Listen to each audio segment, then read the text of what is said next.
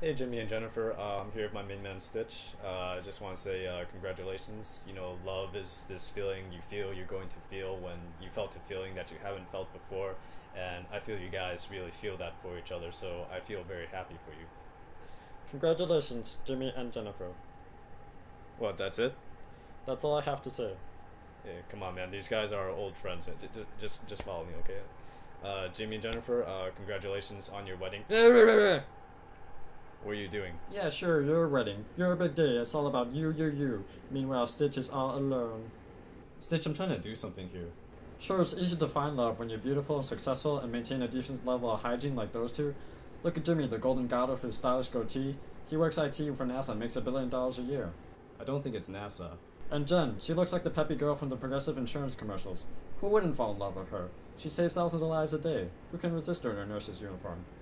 Okay, Stitch, I can't argue with you on that, but you know, just stop thinking about yourself for a second. You know, this is about them. I mean, did I ever tell you about the idea of disposing of I? When you don't think about yourself all the time, you'll be quick to extinguish suffering. Like you take the letter I and you push it off the cliff in your mind. Oh, shove it up your butthole, you walking Hallmark card. I'm not in the mood.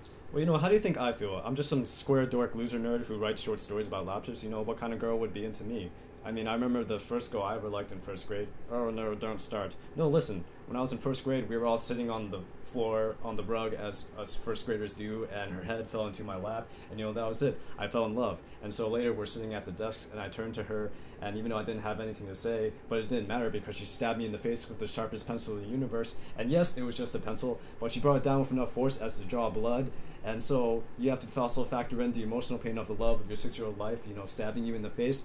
So I raised my hand, waiting for the teacher to call on me, and you know, thinking about it now, I should have just voided the classroom conduct rules, but I guess I was just too polite and disciplined back then.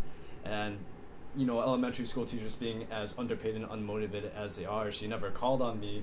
So, you know, so fast forward 17 years later, and I find the girl on Facebook, and I send her a friend request saying, hey, remember me, the boy you stabbed in the face? But of course she doesn't remember, and she denies the friend request, but score, her profile is public, so I'm able to put her pictures into Photoshop and come up with these composites of what our kids would look like. But you know, Stitch, I finished that Photoshop project 2 hours ago. You know, we have to move on with our lives. Yeah, well, that's easy for you to say. It's not so easy for me. Oh, come on, Stitch, man. There's plenty of girls who love to get with you. I mean, you've traveled throughout the galaxy, so you have all these interesting stories to share. You know, you can surf, you can dance.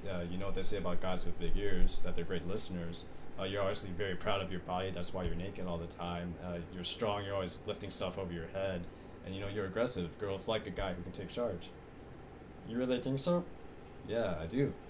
Wow, thanks a lot, bro. Yeah, you know, never mind. Right now, I just need you to say something nice to Jimmy and Jennifer here. Okay, here goes. Jimmy and Jennifer, love is the greatest thing we have.